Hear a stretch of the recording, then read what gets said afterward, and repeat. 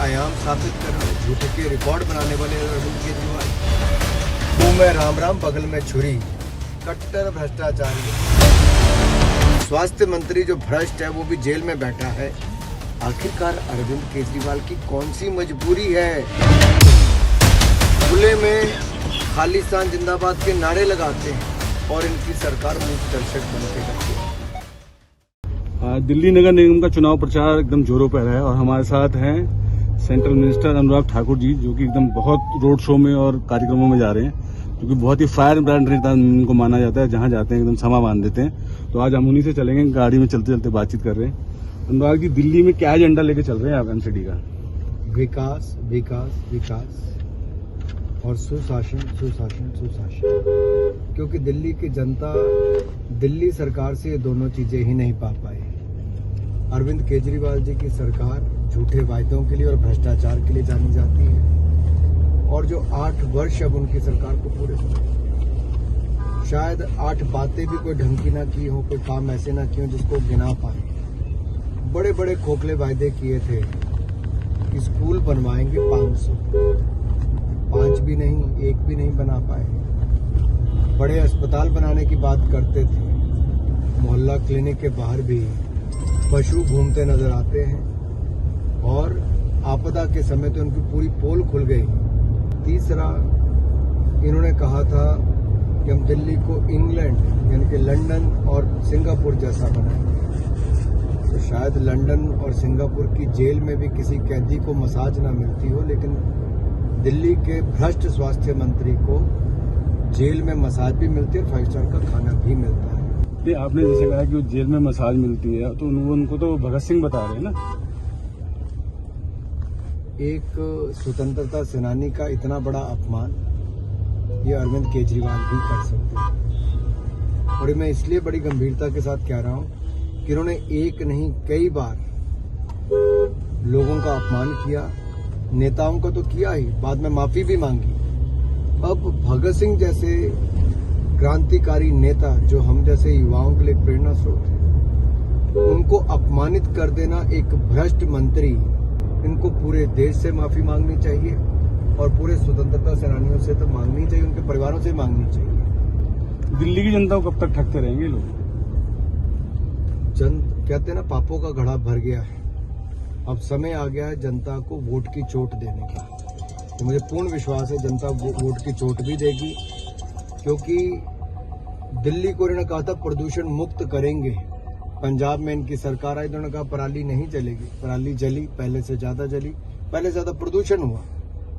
दिल्ली के कुछ लोग ये कहते हैं कि पहले एक आदमी खांसता था, पोल्यूशन से पूरी दिल्ली खांस सकती है। देखिए, अरविंद केजरीवाल की यही तो देन है दिल्ली के लिए, यही तो देन है दिल्ली के लिए अरविंद केजरीवाल। जैसे सर अब गुजरात गए हैं, तो गुजरात में साबरमती इन्होंने देखी कि नहीं देखी? यमुना भी देखी होगी, आप क्या कहते हैं? देखिए, दो नेताओं की अगर या 2 पार्टियों की भी करनी है। एक तरफ 2014 में मोदी जी की सरकार आई, जिन्होंने कहा था हम भ्रष्टाचार मुक्त शासन देंगे, सुशासन देंगे, गरीब कल्याण के काम करेंगे। हम 8 वर्षों के बाद कह सकते हैं 1 रुपए के भ्रष्टाचार का आरोप भी मोदी सरकार पर नहीं है। दूसरा, सुशासन के नए आयाम स्थापित किए जब G20 जैसी अध्यक्षता हमें मिली। दुनिया की 5वीं सबसे बड़ी अर्थव्यवस्था भारत बनी। 200 करोड़ से ज्यादा वैक्सीनेशन लगाने का काम भारत ने किया, और 80 करोड़ गरीबों को, जरूरतमंदों को 5-5 किलो अनाज मुफ्त में देने का काम 28 साल तक किया। ये मोदी सरकार ने सुशासन के आयाम स्थापित किए और गरीब कल्याण के काम किए। दूसरी ओर केजरीवाल जी की सरकार, भ्रष्टाचार, पंजाब में स्वास्थ्य मंत्री का इस्तीफा, दिल्ली का स्वास्थ्य मंत्री जेल में, दिल्ली का शिक्षा मंत्री शराब घोटाले के आरोपों में घिरा हुआ नजर आता है। जितने इन्होंने वायदे किए वो उनमें से एक भी पूरा नहीं किया। तो झूठ के नए आयाम स्थापित करने वाले, झूठ के रिकॉर्ड बनाने वाले अरविंद केजरीवाल, अपनी जमानतें जब्त कराने वाला रिकॉर्ड बनाने वाले अरविंद केजरीवाल और आम आदमी पार्टी, तो इनके साथ हमारी तुलना ही कहाँ हो सकती है। बिल्कुल सही। लेकिन सर एक चीज ये बताइए, जो आम आदमी पार्टी का गठन हुआ था स्वराज, अब ये शराब तक पहुंच गए। देखिए, स्वराज तो कहने के लिए था, शराब के सहारे दिन रात चल रहे हैं। पंजाब हो या दिल्ली हो, शराब से कमाई कैसे हो, इस पर ही शिक्षा मंत्री का और मुख्यमंत्री का ध्यान चल रहा है। ये अपने आप में दिखाता है कि इनकी सोच में केवल पैसा कमाना है, संसाधनों को लूटना है और जनता को झूठे वायदे करके सत्ता को प्राप्त करना है। सर जहाँ तक मेरी जानकारी है कि जब कोरोना ये था स्वराज दिल्ली से में, ज्यादा शराब राज है। जी जी जी सर, जहाँ तक मेरी जानकारी, दिल्ली में जब लोग कोरोना से मर रहे थे और परेशान घूम रहे थे, तब अमित शाह जी को आना पड़ा था मैदान में, और उस वक्त आम आदमी पार्टी शराब नीति तैयार कर रही थी। देखिए, ये तो आंकड़े सब रिकॉर्ड बोलते हैं कि जब दिल्ली में ऑक्सीजन टैंकर कहाँ पर जाए, किस अस्पताल में कितनी ज़रूरत है, उस पे काम करने की बजाय जिस पे इतनी मिसमैनेजमेंट अरविंद केजरीवाल जी की सरकार की देखने को मिली कि टैंकर तो पहुंचते थे लेकिन सही जगह पहुंचाने का काम जो दिल्ली सरकार का था उसमें पूरी तरह से विफल हुई। तो उसमें पूरी तरह से विफल हुई। अब ये अपने आप में दिखाता है कि इनका ध्यान उस समय कहाँ था। वो तो बाद में पता चला कि शराब के माध्यम से कैसे सैकड़ों करोड़ ऐंठे जाए और पंजाब का चुनाव लड़ा जाए। सर इनका जो स्वास्थ्य और शिक्षा मॉडल तो ये वर्ल्ड क्लास बताते हैं। अगर स्वास्थ्य के मॉडल इतना बढ़िया होता तो स्वास्थ्य मंत्री जेल में क्यों होता, और अगर स्वास्थ्य का मॉडल इतना अच्छा होता तो उप मुख्यमंत्री मुख्यमंत्री अपने इलाज पे लाखों रुपए किसी प्राइवेट अस्पताल में जाकर खर्च क्यों करते। अगर इनके मॉडल इतने ही अच्छे होते तो मोहल्ला क्लिनिक के अंदर और बाहर पशु क्यों घूम रहे होते। ये केवल 1500 करोड़ रुपया अपने 2 साल के अंदर अपनी शक्ल दिखाने के लिए होर्डिंग पर, अखबारों पर और टीवी पर दिखाने के लिए आम आदमी पार्टी और अरविंद केजरीवाल जी ने खर्च किया है। ये केवल प्रोपोगेंडा है और कुछ नहीं है। आजकल सर दिल्ली में उन्होंने चला रखा है कि केजरीवाल की सरकार और केजरीवाल का पार्षद, जबकि बीजेपी का कहना है कि केजरीवाल का पार्षद मतलब ताहिर हुसैन जो जिसने दंगे कराए, केजरीवाल का पार्षद जो गीता जो सीबीआई में रंगे हाथों पकड़ी गई। आप क्या मानते हैं? देखिए, ये तो जनता के सामने आ गया है कि दिल्ली को दंगों में धकेलने वाले अरविंद केजरीवाल और उनके पार्टी के नेता थे जो षड्यंत्र रच रहे थे कि कैसे भारत को बदनाम किया जाए। और उस समय जब दुनिया के सबसे ताकतवर देश के राष्ट्रपति यहाँ पर थे, उस समय इनके दिमाग में क्या चल रहा था कि भारत को बदनाम कैसे करना है, दंगे कैसे कराने हैं, पत्थर कैसे चलाने हैं, आगजनी कैसे करनी है, हत्याएं कैसे होंगी। आप देखिए, किसी का बच्चे की हत्या होगी, किसी के पति की होगी, 53 से ज़्यादा लोगों की। ये छोटी घटना नहीं है जी। ये अपने आप में बहुत बड़े सवाल खड़े करता है कि आखिर सत्ता की प्राप्ति के लिए व्यक्ति किस स्तर तक गिर सकते हैं। आम आदमी पार्टी की सोच तो तुष्टीकरण की राजनीति है, और अगर किसी की बेटी की हत्या भी होती है, 35 टुकड़े भी कर दिए जाते हैं, तब भी अरविंद केजरीवाल का मुंह नहीं खुलता, इसलिए कि कहीं वोट बैंक पे सेंध ना लग जाए या वोट बैंक खराब ना हो जाए। ये वो तो कहता है मैं कट्टर हिंदू, नोट पे लक्ष्मी गणेश छपने चाहिए। देखिए, वो लोग हैं जिनके पार्टी के नेता ही हिंदू धर्म के देवी देवताओं को भरे चौराहे में जिस तरह के अपशब्द कहते हैं, और अरविंद केजरीवाल से 2 शब्द उसके खिलाफ नहीं निकलते हैं। ये अपने आप में दिखाता है कि ये षड्यंत्र रचते हैं कि हमने इधर चित भी मेरी पट भी मेरा, दोनों तरफ की खानी है। लेकिन लोग बहुत समझदार हैं। ये वही अरविंद केजरीवाल हैं जो राम मंदिर का विरोध करते थे, अब ये धार्मिक यात्राएं चलाने पे बात करते हैं। तो असली चेहरा तो इनका लोगों को पता चल गया। सर एक चीज मैं ये कहूँगा कि जैसे एमसीडी में जब दिल्ली है बीजेपी, तो एमसीडी ने बहुत सारे जो शराब की दुकानें उनको सील किया। तो कुछ लोगों का ये भी कहना है एमसीडी में इसलिए आना चाहते हैं ताकि शराब की दुकानें सील ना हो पाए इनकी। देखिए, शराब की दुकानें पहले बंद कराने में सबसे बड़ा धन्यवाद देता हूँ प्रदेश की महिलाओं को, जिन्होंने आंदोलन किए, लड़े भी, शराब के ठेकों को खुलने नहीं दिया। और उसके बाद मैं धन्यवादी हूँ नगर निगम का भी, जहाँ पे इन्होंने मनमानी की वहाँ पर सील करने का काम भी किया है। तो मुझे पूर्ण आशा है कि ये लोग कुछ तो सबक सीखेंगे, शराब व्यापारियों के हाथों में इतने तो ना बिकेंगे कि आम जनता का ध्यान भी ना करें।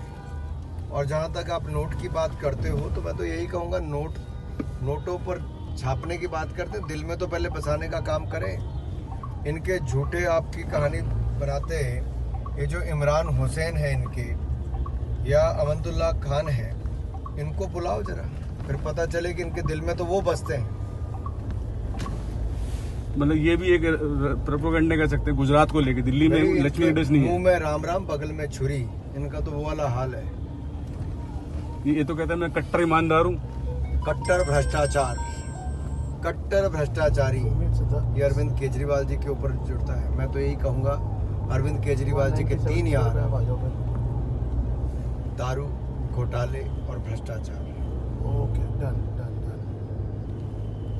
तो क्या लगता है दिल्ली की जनता कुछ समझ पाएगी इस नगर निगम चुनाव में? दिल्ली की जनता को समझना चाहिए कि जिस व्यक्ति ने 8 साल में दिल्ली को पानी की पूर्ति ना की हो और 57,000 करोड़ रुपए का कर्जा दिल्ली जल बोर्ड पर चढ़ा दिया हो, जिसने बच्चों को शिक्षा तो देने की बात दूर, शिक्षकों की नियुक्ति ना की हो, जिसने स्वास्थ्य की सुविधा देनी तो दूर, स्वास्थ्य मंत्री को जेल में मसाज कराने की सुविधा दी हो, क्या दिल्ली के लोग अब भी ऐसे लोगों को चुनेंगे?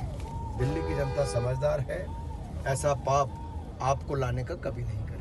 सर एक चीज जो इनके ही सरकार में देखने को मिलती है कि आज तक जितने भी मामले हुए किसी भी मंत्री, विधायक, सांसद के खिलाफ, तो वो इस्तीफा देते हैं या मंत्री बने हुए जेल में और सारे अलाउंस भी ले रहे हैं। देखिए, सबसे बड़ा दुर्भाग्य होगा, मैं हर सभा में जाके पूछता हूँ कि आपके स्वास्थ्य मंत्री आपका हाल पूछने आखिरी बार कब आए थे, तो सारी दुनिया बोल उठती है वो तो जेल में है। तो मैंने कहा जेल से पूछते, कहते हैं जेल में मसाज करवाते हैं। तो जन जन तक पहुंचा है कि एक स्वास्थ्य मंत्री जो भ्रष्ट है वो भी जेल में बैठा है। आखिरकार अरविंद केजरीवाल की कौन सी मजबूरी है जो सत्येंद्र जैन का इस्तीफा नहीं लेते हैं? जो मजबूर हैं उनको सब सुख सुविधाएं देने के बाद एक बार नहीं 3-3 बार उनके ऊपर अलग अलग आरोप लगे और जेल में भी हैं 6 महीने से। नहीं, वो तो कहते हैं कि बीजेपी जो है, क्या नेताओं की कमी है आम आदमी पार्टी में? या अरविंद केजरीवाल के कुछ चिट्ठे खुल सकते हैं जिसके कारण सत्येंद्र जैन का इस्तीफा नहीं लिया जाता, मनीष सिसोदिया का इस्तीफा नहीं लिया जाता है?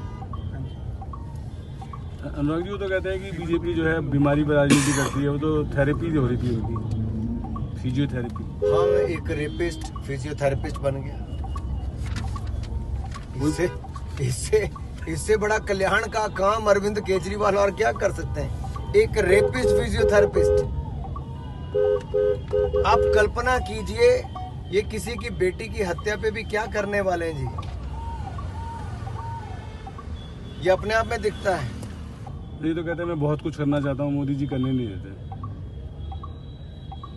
देखिए, जब किसी के करने की इच्छा ना हो, केवल अनार्किस्ट, अराजकता ही फैलाने का काम करना हो, तो वो खुल के कर रहे हैं अरविंद केजरीवाल। अर्बन नक्सल के रूप में किसी को जाना जाता तो आज इनका नाम आता है। सर एक बार और बात सामने आ रही है कि जो पंजाब में खालिस्तान अब फिर से पनपने लगा है और उसके लिए आप सरकार अच्छा योगदान कर रही है, ऐसा आरोप है बीजेपी का, ऐसा मानना है? देखिए, आरोप नहीं जी, उदाहरण है आपके सामने। लोग जुलूस निकालते हैं सड़कों पर जी, खुले में खालिस्तान जिंदाबाद के नारे लगाते हैं और इनकी सरकार मूक दर्शक बन के बैठी रहती है। इनके यहाँ पर 3 महीने में पंजाब में 90 हत्याएं हो जाती हैं, जेलों से गैंग चल रही है, इनकी सरकार चुप बैठी रहती है। ये अराजकता नहीं तो और क्या है? कानून व्यवस्था का चरमराना नहीं तो और क्या है? आखिरकार ऐसी क्या मजबूरी है?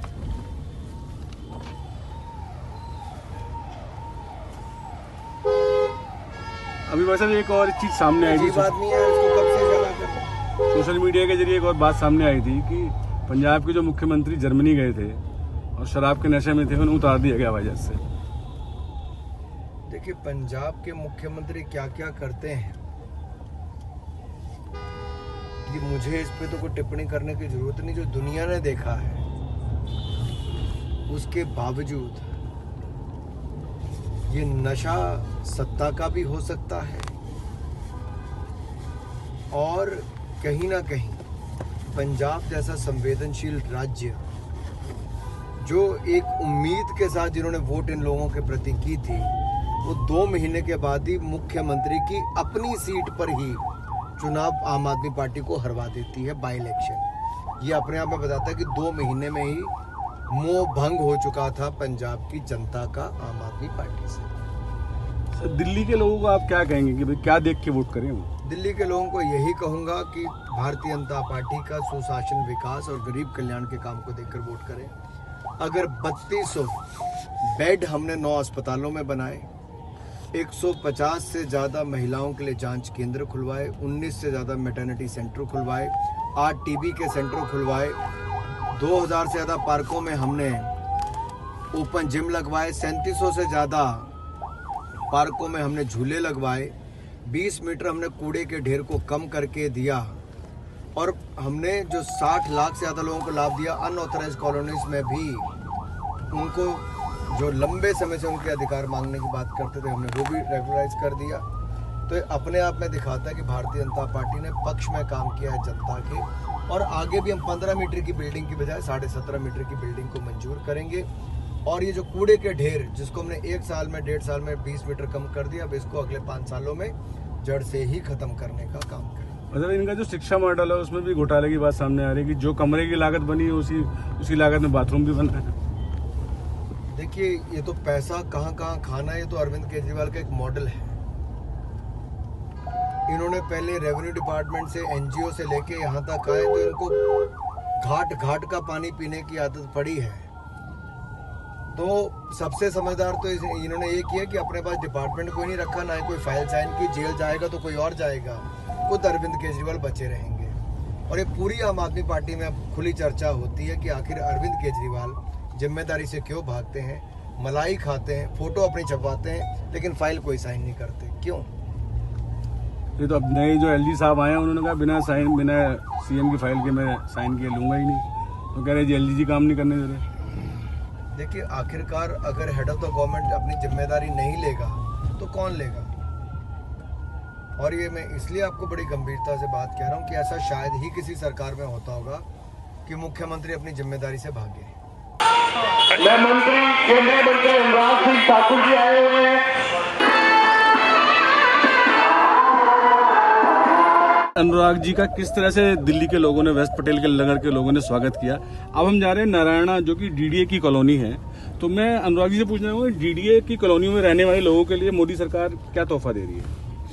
देखिए, जब परिवारों का विस्तार होता है तब ज़रूरतें भी बढ़ती हैं, कमरों की और सुविधाओं की। बहुत बड़ी घोषणा भारतीय जनता पार्टी ने की है कि अब डीडीए के कॉलोनीज़ का विस्तारीकरण भी होगा, नवीनीकरण भी होगा, और इससे आपको एफएआर पहले से ज़्यादा बढ़ाकर भी दिया जाएगा और रीडेवलपमेंट में ये लाभ मिलेगा। अब बच्चों को अपने माता पिता को छोड़कर नहीं जाना पड़ेगा, उनके साथ ही बड़ी और बढ़िया सुविधा दोनों ही मिलेगी, बड़ा एफएआर मिलेगा। इससे पता चलता है कि भारतीय जनता पार्टी कैसे समाज के कल्याण के लगातार काम कर रही है, और डीडीए के माध्यम से होगा। अभी माननीय केंद्रीय मंत्री हरदीप सिंह ने बोला है कि भाई 5 साल में झुग्गी मुक्त हो जाएगा। अभी मोदी जी ने झुग्गी वालों को फ्लैट्स भी दिए हैं, तो क्या योजना है वैसे? देखिए, 3200 से ज़्यादा फ्लैट तो दे चुके हैं, 17,000 से ज़्यादा लगभग बनके तैयार हो गए हैं, और जहाँ झुग्गी वहीं मकान, इसको हम लेके चल रहे हैं ताकि दिल्ली साफ सुथरी भी हो, झुग्गी मुक्त भी हो और गरीबों के कल्याण भी हो। जो 70-75 साल से झुग्गियों में रहते हैं, अब उनको अपना पक्का मकान भी मिलेगा, शौचालय की सुविधा भी होगी, और एक नरक जैसे जीवन से बाहर निकलकर एक जो गुड क्वालिटी का कहते हैं ना जीवन जीने वाली बात, वो उनको सुविधा मिल पाएगी। अगर हमने देश भर में 3 करोड़ 22 लाख पक्के मकान मात्र 7 साल में बनाकर दे दिए, तो दिल्ली में तो हम ये कर ही देंगे। ये तो केजरीवाल जी कह रहे हैं वर्ल्ड क्लास बनाएंगे दिल्ली, कब बनाएंगे? देखिए, केजरीवाल जी कहते ही हैं, सड़कों की जो दुर्गति केजरीवाल जी की सरकार ने की वो सबके सामने है। दिल्ली के लोगों को जो ठगा है,